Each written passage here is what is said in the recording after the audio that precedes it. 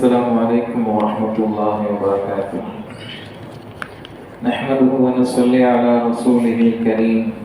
أما بعد، فقد قال الله تعالى في القرآن العظيم: أعوذ بالله من الشيطان الرجيم. بسم الله الرحمن الرحيم. محمد رسول الله صدق الله العلي العظيم. وقال نبينا محمد رسول الله صلى الله عليه وسلم: لا يدخل المدينة رعب المسيح الدجال أو كما قال عليه الصلاة والسلام. அனைத்து புகழும் அல்லாஹ் சுப்ஹானஹு வ தஆலாவுக்கே உரித்தானது. ஸலாத்தும் ஸலாமும் கண்மணி முஹம்மது ரசூலுல்லாஹி ஸல்லல்லாஹு அலைஹி வஸல்லம் அவர்கள் மீதும், அவர்களை பின்பற்றி வாழ்ந்த சஹாபாக்கள், தாபிஈன்கள், தபஅ தாபிஈன்கள், ஷுஹதாக்கள், நல்லவர்கள் இன்னும் எங்கே வருகை தந்திருக்கின்ற நம் அனைவர் மீதும் உண்டாவதாக. ஆமீன். ஹஜ்ஜினுடைய கடமைகளை நிறைவு செய்துவிட்டு ஹாஜிகள் எல்லோரும் மதீனாவை நோக்கி புறப்படுகிற இந்த வேளையில் நபிகள் நாயகம் ஸல்லல்லாஹு அலைஹி வஸல்லம் அவர்கள் தாங்கள் அடக்கம் பெற்றிருக்கிற அந்த மதீனா குறித்து பேசிய செய்திகள் குறித்து நாம் பகிர்ந்து கொள்வோம். நபிகள் நாயகம் ஸல்லல்லாஹு அலைஹி வஸல்லம் அவர்கள், யார் ஒரு மனிதர் ஹஜ் செய்தாலும் என்னை வந்து சந்திக்கட்டும் என்று நபிகள் நாயகம் ஸல்லல்லாஹு அலைஹி வஸல்லம் அவர்கள் சொன்ன அந்த ஹதீஸை பார்க்கிறோம். ஹஜ்ஜினுடைய கடமைகள் நிறைவு செய்வதற்கு மதீனா போக தேவையில்லை. ஹஜ்ஜினுடைய கடமைகள் முழுக்க முழுக்க மக்காவில் மட்டும்தான் செய்ய முடியும். மதீனாவில் அங்கு போய் இந்த கடமையை செய்தால்தான், இந்த செயலை செய்தால்தான் ஹஜ் நிறைவு பெறும் என்கிற குறிப்பிடப்பட்ட கடமை இல்லை என்றாலும், நபிகள் நாயகம் ஸல்லல்லாஹு அலைஹி வஸல்லம் அவர்கள் சொன்ன இந்த ஹதீஸினுடைய அடிப்படையில் ஹாஜிகள் ஹஜ் செய்து முடித்துவிட்ட நபர்கள் மதீனா மண்ணில் வந்து நபிகள் நாயகம் ஸல்லல்லாஹு அலைஹி வஸல்லம் அவர்களுக்கு சலாம் சொல்லுகிற போதுதான் அவர்கள் முழுமையான நன்மைகளை பெறுகிறார்கள் என்கிற செய்தியை இந்த ஹதீஸிலிருந்து நாம் புரிந்து கொள்ள முடியும். நபிகள் நாயகம் ஸல்லல்லாஹு அலைஹி வஸல்லம் அவர்கள் ஒரு வார்த்தையை சொல்லியதற்காக அதை நாம் கடைபிடிப்பதற்கு அந்த அளவுக்கு முயற்சி செய்கிறோம். قال رسول الله ரசூல் ஸல்லல்லாஹு அலைஹி வஸல்லம் அவர்கள் சொல்லியிருக்கிறார்கள் என்று பல்வேறு ஹதீஸுகளை பார்க்கிறோம், மனனம் இடுகிறோம், அதை நம்முடைய வாழ்வில் எடுத்து நடப்பதற்கு முயற்சி செய்கிறோம். நபிகள் நாயகம் ஸல்லல்லாஹு அலைஹி வஸல்லம் அவர்கள் தங்களுடைய வார்த்தைகளால், செயலால் ஏதேனும் ஒன்றை தடுத்தால் அதை என்னுடைய வாழ்வில் நான் கடைபிடிக்க மாட்டேன், நிச்சயமாக செய்ய மாட்டேன் என்ற உறுதியோடு வாழ்பவர்கள் இஸ்லாமியர்கள். அப்படிப்பட்ட பெருமானார் ஸல்லல்லாஹு அலைஹி வஸல்லம் அவர்களை குறித்து அல்லாஹ் பேசுகிற போது, வரஃபஅனா லக ذிக்ரக், உங்களுடைய புகழை நாம் உயர்த்தி வைத்திருக்கிறோம் என்கிறான் அல்லாஹ் ஜல்ல சுப்ஹானஹு வ தஆலா. 24 மணி நேரமும் சொல்லப்படுகிற வாங்கோசையில் நபிகள் நாயகம் ஸல்லல்லாஹு அலைஹி வஸல்லம் அவர்களது பெயர் மொழியாமல் இருப்பதில்லை, மொழியப்படாமல் இருப்பதில்லை. எந்நேரமும் முஹம்மது ரசூலுல்லாஹி ஸல்லல்லாஹு அலைஹி வஸல்லம் அவர்களது பெயர் மட்டுமல்ல, அவர்களது புகழும் அவர்களது வாழ்வியல் நடைமுறையும் அப்படியே முஃமின்களோடு இணைந்திருக்க வேண்டும் என்கிற அமைப்பில் அல்லாஹ் சுப்ஹானஹு வ தஆலா ஆக்கி வைத்திருப்பதை பார்க்கிறோம். அப்படிப்பட்ட பூமான் நபிகள் நாயகம் ஸல்லல்லாஹு அலைஹி வஸல்லம் அவர்கள் அடக்கம் பெற்றிருக்கிற அந்த மதீனாவினுடைய சிறப்பு என்ன என்பதையும் நாம் யோசிக்க வேண்டும். நபிகள் நாயகம் ஸல்லல்லாஹு அலைஹி வஸல்லம் அவர்களை முதலாக வரவேற்ற பூமி என்று சொன்னால் அது மதீனா தான். மக்காவில் மக்கத்து குறைஷிகள் ஒரு பக்கம் இஸ்லாமியர்களாகவே வாழ முடியாது என்கிற சூழல் அந்த இடத்தில் இருக்கிறது. நபிகள் நாயகம் ஸல்லல்லாஹு அலைஹி வஸல்லம் அவர்களும் சஹாபாக்களும் தங்களுடைய ஈமானை வெளிப்படுத்தினால் உயிரைக்கே ஆபத்து என்கிற நிலை நீடித்த அந்த நிலையில் தாயிஃபை நோக்கி புறப்படுகிறார்கள் நபிகள் நாயகம் ஸல்லல்லாஹு அலைஹி வஸல்லம் அவர்கள் அடைக்கலம் தேடுவதற்காக, பாதுகாப்பிற்காக. இங்கே மக்காவில் என்ன பாதிப்பு இருக்கிறதோ, அச்சுறுத்தல் இருந்ததோ, அதே நிலைதான் தாயிஃபிலும் இருந்தது. கல்லால் அடித்து விரட்டப்பட்டார்கள், காயத்தோடு திரும்பி வந்தார்கள் பெருமானார் ஸல்லல்லாஹு அலைஹி வஸல்லம் அவர்கள். அடைக்கலம் தரமாட்டேன் என்று சொல்லியிருந்தாலும் பரவாயில்லை, விரட்டுகிற அளவுக்கு நபிகள் நாயகம் ஸல்லல்லாஹு அலைஹி வஸல்லம் அவர்களை காயப்படுத்தி வார்த்தைகளாலும் கற்களாலும் காயப்படுத்தி பூமா நபிகள் நாயகம் ஸல்லல்லாஹு அலைஹி வஸல்லம் அவர்கள் இரத்த காயத்தோடு அந்த இடத்தில் தோட்டத்தில் அமர்ந்து அல்லாஹ்விடத்தில் துஆ செய்த அந்த செய்திகள் எல்லாம் ஹதீஸில் இடம்பெறும். அப்படிப்பட்ட யாரும் அடைக்கலம் தர முடியாத ஒரு நிலையில, யாரும் எல்லோரும் கைவிட்ட ஒரு நிலையில் மதீனத்து மக்கள் மட்டும் நபிகள் நாயகம் ஸல்லல்லாஹு அலைஹி வஸல்லம் அவர்கள் எப்போது எங்களுடைய பூமிக்கு வருவார்கள் என்று எதிர்பார்த்து காத்திருந்தார்கள். வெற்றியின் போது அனைத்தும் ஒன்று கூடி இருக்கிற போது நம்மோடு இருப்பவர்கள் முக்கியம் அல்ல. தோல்வியிலும் துவண்டு போகிற நிலையிலையும் நம்மை மற்ற மக்கள் காயப்படுத்துகிற போதும் நம்மை அரவணைத்த மக்களை ஒரு காலமும் நாம் நம்முடைய வாழ்வில் மறக்க மாட்டோம். உயிருள்ள வரைக்கும் அவர்களுக்கு நன்றியோடு இருப்பதற்கு முயற்சி செய்வோம். அப்படிப்பட்ட ஒரு வேலையைத்தான், சேவையைத்தான் மதீனத்து மக்கள் செய்தார்கள். யார் உங்களை துரத்தினாலும் அரவணைக்க மறுத்தாலும் இங்கே வாருங்கள் நாயகமே என்று மதீனத்து மக்கள், அன்சாரிகள் நபிகள் நாயகம் ஸல்லல்லாஹு அலைஹி வஸல்லம் அவர்களை வரவேற்றார்கள், அரவணைத்தார்கள் என்று பார்க்கிறோம். மதீனா என்கிற பெயர் என்பது நபிகள் நாயகம் ஸல்லல்லாஹு அலைஹி வஸல்லம் அவர்கள் நுழைந்ததற்கு பிறகுதான் அந்த பெயர் பெறுகிறது. யஸ்ரிப், பிடை பிடித்த பூமி என்கிற பெயர். இன்னும் பல்வேறு பொருள் சரியாக இல்லாத பல்வேறு பெயர்கள் தான் அந்த மண்ணிற்கு உண்டு. நபிகள் நாயகம் ஸல்லல்லாஹு அலைஹி வஸல்லம் அவர்கள் மக்காவில் இருக்கிற போது முதலாக மதீனா என்கிற அந்த யஸ்ரிபில் இருந்து 6 நபர்கள் வருகிறார்கள். நபிகள் நாயகம் ஸல்லல்லாஹு அலைஹி வஸல்லம் அவர்களை சந்தித்து பேசுகிறார்கள். அப்படி சந்தித்து பேசுகிற போது இவர்களது வார்த்தைகளை கண்காணிக்கிறார்கள். அல்லாஹ்வின் தூதர் நான் என்று சொல்கிற இந்த பெருமானார் ஸல்லல்லாஹு அலைஹி வஸல்லம் அவருடைய வார்த்தையை கேட்டுவிட்டு அங்கே இந்த 6 நபர்களும் போய் தங்களுடைய பூமிக்கு போய், நகருக்கு போய் சொல்கிறார்கள், இப்படி ஒரு மனிதர் இருக்கிறார், அவர்களை குறித்து என்ன செய்யலாம்? ஏற்கனவே நாம் பல நாட்கள், பல ஆண்டுகள் எதிர்பார்த்து காத்திருக்கிறோம். மதீனாவில யகூதிகள் அனைவரும் சொல்லி வைத்திருக்கிறார்கள், இங்கேதான் அல்லாஹ்வின் தூதரால் அனுப்பப்பட்ட ஒரு நபி இந்த மண்ணிற்கு வருவார், மதீனா என்கிற இந்த நகருக்கு வருவார் என்று யகூதிகள் பல்லாண்டுகளாக பரம்பரையாக சொல்லி வைத்திருக்கிறார்கள் அந்த மக்களிடத்தில்.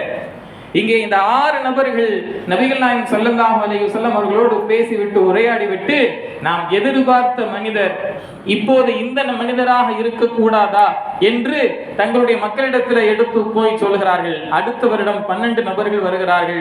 பெருமானார் ஸல்லல்லாஹு அலைஹி வஸல்லம் அவர்களோடு பேசுகிறார்கள். 12 நபர்களும் இஸ்லாத்தை ஏற்கிறார்கள். அந்த இஸ்லாத்தை ஏற்ற அந்த நபர்கள் மதீனாவில் போய் தங்களுடைய சேவையை, பிரச்சாரத்தை தொடங்குகிறார்கள். நாம் பல்லாண்டுகளாக எதிர்பார்த்து காத்திருந்த முஹம்மது ரசூலுல்லாஹி ஸல்லல்லாஹு அலைஹி வஸல்லம் அவர்கள் ஏதோ வந்து விட்டார்கள் மக்காவில் என்று தங்களுடைய அந்த பிரச்சாரத்தை எடுத்து வைக்கிறார்கள். நபிகள் நாயகம் ஸல்லல்லாஹு அலைஹி வஸல்லம் அவர்களுடைய பிரச்சாரம் தொடர்கிறது. அடுத்த 3வது வருடத்தில் 70 நபர்கள் மதீனாவில் இருந்தும் வருகிறார்கள். அவர்களுக்கும் நபிகள் நாயகம் ஸல்லல்லாஹு அலைஹி வஸல்லம் அவர்கள் அல்லாஹ்வுடைய அழைப்பை கொடுத்தார்கள். அந்த 70 நபர்கள் அல்லாஹ்வின் தூதர் ஸல்லல்லாஹு அலைஹி வஸல்லம் அவர்களை தங்களுடைய பூமிக்கு அழைத்தார்கள். எல்லோரும் விரட்டுகிற அந்த வேளையில், நீங்கள் வாருங்கள் எங்களுடைய மண்ணுக்கு என்று மதீனாவினுடைய அன்சாரிகள், அந்த 70 நபர்களினுடைய அந்த குழு பெருமானார் ஸல்லல்லாஹு அலைஹி வஸல்லம் அவர்களை அழைத்தது. அல்லாஹ்வுடைய அனுமதி இல்லாமல் நான் வேறு எந்த ஊருக்கும் போக முடியாது, இருக்கிற பிறந்த ஊரிலிருந்து வெளியாகவும் முடியாது, அல்லாஹ்வுடைய கட்டளை வந்தால் தான் நான் வர முடியும் என்று பெருமானார் ஸல்லல்லாஹு அலைஹி வஸல்லம் அவர்கள் பதில் தந்து விட்டார்கள்.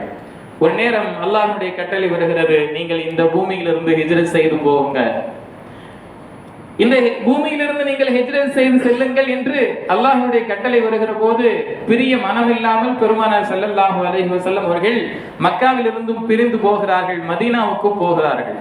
அங்கே மதீனாவுக்கு பெருமானார் ஸல்லல்லாஹு அலைஹி வஸல்லம் அவர்கள் போவதற்கு முன்னாலேயே இஸ்லாம் போய் சேர்ந்து விட்டது. அல்லாஹ்வின் தூதர் ஸல்லல்லாஹு அலைஹி வஸல்லம் அவர்கள் வரப்போகிறார்கள் என்கிற சிந்தனை, எதிர்பார்ப்பு, காத்திருப்போடு அங்கே மக்கள் இருக்கிறார்கள். நபிகள் நாயகம் ஸல்லல்லாஹு அலைஹி வஸல்லம் அவர்கள் மதீனாவிற்குள் உள்ளே நுழைகிற போது எப்படிப்பட்ட வரவேற்பு இருந்தது!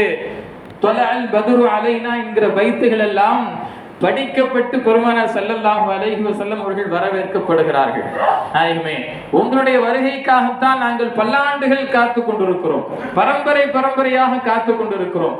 அல்லாஹ்வின் தூதராக இருக்கக்கூடிய ஒரு நபி இந்த மண்ணிற்கு வருவாள் என்று எங்களுக்கு பல்லாண்டுகள் சொல்லப்பட்டிருக்கிறது, இதோ நீங்கள் வந்து விட்டீர்கள் என்று பெருமானார் ஸல்லல்லாஹு அலைஹி வஸல்லம் அவர்களை வரவேற்று அத்தனை மதீனாவினுடைய மக்கள் வரவேற்றார்கள் என்பது மட்டுமல்ல, நபிகள் நாயகம் ஸல்லல்லாஹு அலைஹி வஸல்லம் அவர்களோடு உடன் வந்த முஹாஜிரின்களுக்கும் முழுமையான அடைக்கலத்தை மதீனாவாசிகள் தந்தார்கள்.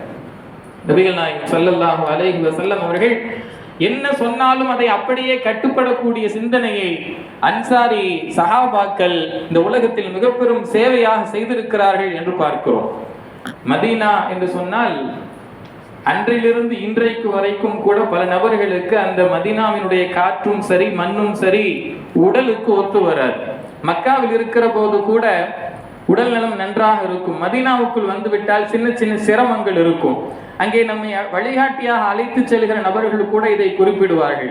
இங்கே வந்துவிட்டால் மதீனா பெருமானார் ஸல்லல்லாஹு அலைஹி வஸல்லம் அவர்கள் அடக்கம் பெற்றிருக்கிற இந்த பூமியில சின்ன சின்ன சிரமங்கள் இருக்கும். இதை யார் தாங்கிக் கொள்கிறாரோ அவருக்கு நபிகள் நாயகம் ஸல்லல்லாஹு அலைஹி வஸல்லம் அவர்களது துஆ இருக்கிறது என்பதை நாம் பல்வேறு ஹதீஸ்களின் மூலமாக பார்க்கிறோம். நபிகள் நாயகம் ஸல்லல்லாஹு அலைஹி வஸல்லம் அவர்களும் சஹாபாக்களும் மதீனாவுக்கு வந்த அந்த நேரத்தில் கூட சஹாபாக்களுக்கு அலர்ஜிகள் ஏற்பட்டது. பிலால் ரலியல்லாஹு அன்ஹு அவர்கள் சொன்னாங்க, பாங்கு சொல்வதற்கு முன்னால் அவர்கள் சொல்லக்கூடிய வார்த்தையை ஹதீஸில் பதிவு செய்திருக்கிறார்கள். இந்த நோய் நிறைந்த நகரத்திலே எங்களை குறைஷிகள் மக்கத்து குறைஷிகள் வந்து தள்ளிவிட்டார்களே என்று பிலால் ரலியல்லாஹு அன்ஹு அவர்கள் புலம்புகிற வார்த்தையாக ஹதீஸில் வந்திருக்கிறது.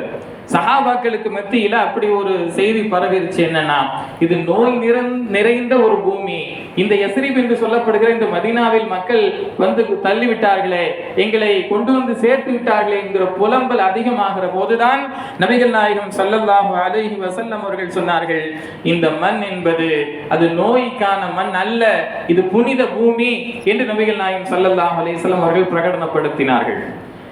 இந்த இரு கருமலைகளுக்கு மத்தியில் இருக்கக்கூடிய இந்த பூமியை நான் புனித பூமியாக ஆக்குகிறேன். இந்த இடத்தில் இருக்கக்கூடிய இந்த பூமி என்பது அல்லாஹ்வால் அங்கீகரிக்கப்பட்ட பூமி என்று நபிகள் நாயகம் ஸல்லல்லாஹு அலைஹி வஸல்லம் அவர்கள் சொன்னார்கள்.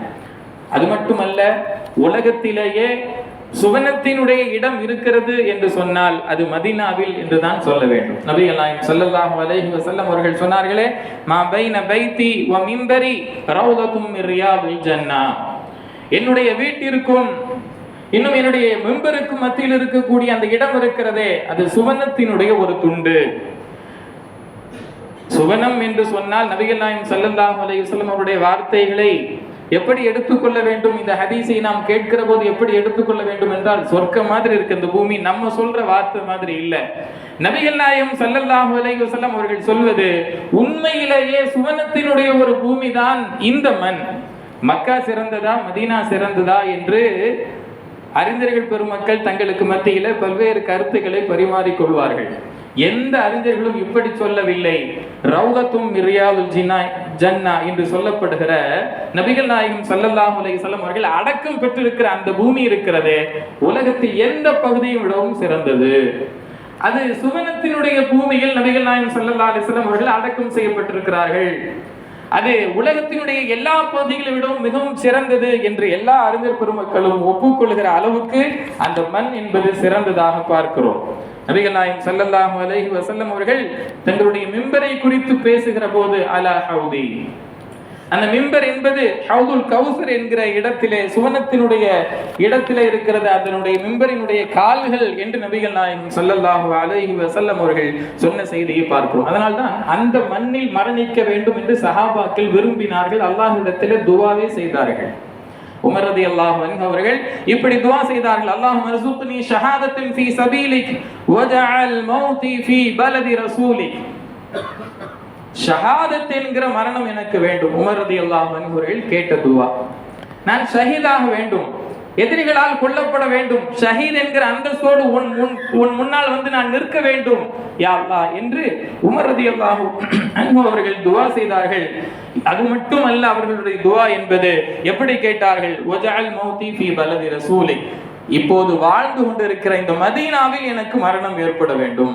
யோசிக்கிறோம், இந்த துஆவை செய்கிற போது அன்றைக்கு இருக்கிற சஹாபாக்கள் சற்று சந்தேகப்பட்டார்கள். ஏனென்றால் ஷஹீத் என்கிற அந்தஸ்து வெளியே போருக்கு போனால்தான் கிடைக்கும், வாழுகிற இந்த பூமியிலேயே ஷஹீதுடைய அந்தஸ்தை எப்படி பெற முடியும் என்று யோசித்துக் கொண்டிருந்தார்கள். உமர் ரலியல்லாஹு அன்ஹு அவருடைய கேட்ட அந்த துவா என்பது கபூலானது. மதீனாவில் தொழ வைத்துக் கொண்டிருக்கிற போது ஃபஜ்ருடைய நேரத்தில் உமர் ரலியல்லாஹு அன்ஹு அவர்கள் ஷஹீதுடைய அந்தஸ்தை பெற்றார்கள், கொல்லப்பட்டார்கள் எதிரிகளால் என்கிற அந்த மேன்மை சிறப்பிற்குரியவர்களாக உமர் ரலியல்லாஹு அன்ஹு அவர்கள் ஆனார்கள். அந்த மண்ணில் மரணிக்க வேண்டும். நபிகள் நாயகம் ஸல்லல்லாஹு அலைஹி வஸல்லம் அவர்கள் அந்த மண்ணில் மரணித்தார்கள் என்பது மட்டுமல்ல, நபிகள் நாயகம் ஸல்லல்லாஹு அலைஹி வஸல்லம் அவர்கள் அடக்கம் பெற்ற இடத்திற்கு பக்கத்திலேயே அடக்கப்படுகிற மிக பெரும் பாக்கியத்தை உமர் ரலியல்லாஹு அன்ஹு அவர்கள் பெற்றார்கள். வரலாறுகள், பல்வேறு வரலாறுகள் மதீனாவை குறித்துண்டான செய்திகளை பார்க்கிறோம். அதில் ஒரு செய்தியை சயீத் இப்னு முஸைப் ரலியல்லாஹு அன்ஹு அவர்கள் அறிவிப்பு செய்வார்கள். நபிகள் நாயகம் ஸல்லல்லாஹு அலைஹி வஸல்லம் அவர்கள் ஒரு முறை ஒரு கிணற்றுக்கு பக்கத்திலே அமர்ந்து கொண்டிருக்கிறார்கள். அப்படி அமர்ந்து கொண்டிருக்கிற போது அபூ மூஸா அல்-அஷ்அரி ரலியல்லாஹு அன்ஹு அவர்கள் நபிகள் நாயகம் ஸல்லல்லாஹு அலைஹி வஸல்லம் அவர்களுக்கு சேவை செய்வதற்காக இன்று ஒரு நாள் முழுக்க நபியோடு நான் அமர்ந்திருக்க வேண்டும் என்கிற எண்ணத்தில் வருகிற அபூ மூஸா அல்-அஷ்அரி ரலியல்லாஹு அன்ஹு அவர்கள் மஸ்ஜித் நபியில் வந்து பார்க்கிறார்கள், நபியை காணவில்லை. எங்கே போய் இருக்கிறார்கள்? மஸ்ஜிதுல் குபா இருக்கிற அந்த பகுதியை கை காண்பித்து அங்கே போய் பாருங்கள், ரசூலுல்லாஹி ஸல்லல்லாஹு அலைஹி வஸல்லம் அவர்கள் அமர்ந்திருக்கிறார்கள். கிணறுக்கு பக்கத்திலே நபிகள் நாயகம் ஸல்லல்லாஹு அலைஹி வஸல்லம் அவர்கள் ஒரு சுவற்றினுடைய ஒரு பகுதியில் அமர்ந்திருந்து தங்களுடைய கால்களை தொங்க விட்டிருக்கிறார்கள். தோட்டத்திற்கு உள்ளே தான் அந்த கிணறு இருக்கிறது. தோட்டத்தினுடைய கதவுகள் மூடப்பட்டிருக்கிறது. நபிகள் நாயகம் ஸல்லல்லாஹு அலைஹி வஸல்லம் அவர்களும் அபூ மூஸா அல்-அஷ்அரி ரலியல்லாஹு அன்ஹு அவர்களும் இருக்கிறார்கள். இப்போது கதவு தட்டப்படுகிறது. யார் என்று கேட்டால் அபூபக்கர் சித்திக் ரலியல்லாஹு அன்ஹு அவர்கள். அபூ மூஸா அல்-அஷ்அரி ரலியல்லாஹு அன்ஹு அவர்கள் போகிறார்கள். யார் என்று கேட்கிறார்கள். வந்தவர் அபூபக்கர் சித்திக். அனுமதி கொடுக்கட்டுமா என்று நபியிடத்திலே கேட்கிற போது, அனுமதி கொடுங்க, சுவனத்தை கொண்டு சோபனமும் சொல்லுங்கள், அப்படிப்பட்ட அபூபக்கர் சித்திக் ரலியல்லாஹு அன்ஹு அவர்களிடத்திலே என்று நபிகள் நாயகம் ஸல்லல்லாஹு அலைஹி வஸல்லம் அவர்கள் அனுமதி கொடுக்கிறார்கள். நபிகள் நாயகம் ஸல்லல்லாஹு அலைஹி வஸல்லம் அவர்கள் அமர்ந்திருக்கிற அந்த வலது பக்கத்திலே அபூபக்கர் சித்திக் ரலியல்லாஹு அன்ஹு அவர்கள் அமர்ந்து கொண்டார்கள். அதுபோல் அதற்கு பிறகு கதவு தட்டப்படுகிறது. யார் என்று கேட்கப்படுகிற போது உமர் இப்னுல் கத்தாப். அனுமதியும் கொடுங்கள், சுவனத்தை கொண்டு சோபனமும் சொல்லுங்கள், அப்படிப்பட்ட உமருக்கு என்று நபிகள் நாயகம் ஸல்லல்லாஹு அலைஹி வஸல்லம் அவர்கள் சொல்கிறார்கள். உள்ளே வந்து நபிகள் நாயகம் ஸல்லல்லாஹு அலைஹி வஸல்லம் அவர்களுக்கு பக்கத்திலே அமர்ந்து கொள்கிறார்கள். அடுத்து கதவு தட்டப்படுகிறது. உஸ்மான் இப்னு அஃபான் ரலியல்லாஹு அன்ஹு அவர்கள். அனுமதி கொடுங்க, சுவனத்தை கொண்டு சோபனமும் சொல்லுங்கள், அவர்களுக்கு சுவனம் என்பதுதான் தங்குமிடமாக இருக்கும், ஆனால் சில சோதனைகளை இந்த உலகத்தில் சந்திக்க வேண்டியது இருக்கிறது உஸ்மான் என்று நபிகள் நாயகம் ஸல்லல்லாஹு அலைஹி வஸல்லம் அவர்கள் சொல்லிவிட்டு அனுமதி கொடுக்க சொல்கிறார்கள். அபூ மூஸா அல்-அஷ்அரி ரலியல்லாஹு அன்ஹு அவர்கள். நபிகள் நாயகம் ஸல்லல்லாஹு அலைஹி வஸல்லம் அவர்களும் அபூபக்கர் சித்திக் ரலியல்லாஹு அன்ஹு அவர்களும் உமர் இப்னுல் கத்தாப் ரலியல்லாஹு அன்ஹு அவர்களும் ஒரே வரிசையில் அந்த கிணற்றினுடைய சுவத்தில் அமர்ந்திருக்கிறார்கள். இங்கு இடம் இல்லை என்பதற்காக எதிர்புறத்தில் உஸ்மான் இப்னு அஃபான் ரலியல்லாஹு அன்ஹு அவர்கள் அமருகிறார்கள். இந்த ஹதீஸை இப்படியோடு நிறுத்தி விடாமல் இதை அறிவிப்பு செய்கிற சயீத் இப்னு முஸைப் ரலியல்லாஹு அன்ஹு அவர்கள் சொல்கிறார்கள், இது ஒரு நிகழ்வாக நாங்கள் பார்க்கவில்லை.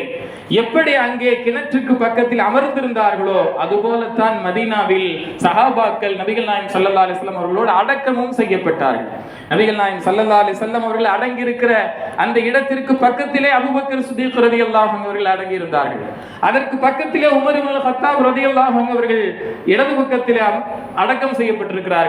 அங்கே இடம் இல்லை என்பதற்காக எதிர்புறத்திலே அந்த மஸ்ஜித் நபவி விட்டும் வெளியே உஸ்மான் இப்னு அஃபான் ரலியல்லாஹு அன்ஹு அவர்கள் அடக்கம் செய்யப்பட்டார்களே, இந்த ஹதீஸை, இந்த அமர்வை கூட நாங்கள் இப்படி யோசித்து பார்க்கிறோம் என்று சயீத் இப்னு முஸைப் ரலியல்லாஹு அன்ஹு அவர்கள் அறிவிக்கிற அந்த செய்தியை பார்க்கிறோம். கண்ணியத்திற்குரியவர்களே, அப்படிப்பட்ட அந்த சிறப்பு பெற்ற அந்த பூமி, எந்த குழப்பமும் மதீனாவில் நுழையாது என்றார்கள் பெருமானார் ஸல்லல்லாஹு அலைஹி வஸல்லம் அவர்கள். தஜ்ஜாலினுடைய குழப்பம், தஜ்ஜால் உலகத்தில் எல்லா பகுதிக்கும் போவான், குழப்பத்தை ஏற்படுத்துவான். நல்ல காரியம் செய்வதை போலுண்டான ஒரு கவர்ச்சியான தோற்றம் காட்டப்படும், ஆனால் அது ஒரு பெரும் குழப்பமாக இருக்கும். தஜ்ஜாலின் மூலமாக இந்த உலகத்தில் ஏற்படும்.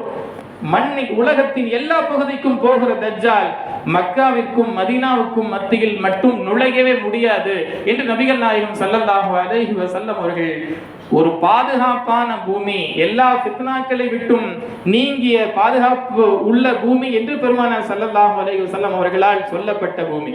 இன்னும் சொன்னார்கள், துர்பத்து அருளினா ஷிஃபாஉல் லிமர்லினா, இந்த மதீனாவினுடைய மண் என்பது இருக்கிறதே, அது நோய்களுக்கும் நிவாரணம் தரக்கூடியது என்று பெருமானார் ஸல்லல்லாஹு அலைஹி வஸல்லம் அவர்கள் தங்கள் நாவால் மொழிந்த பாராட்டிய ஒரு மண் தான் மதீனாவினுடைய மண்.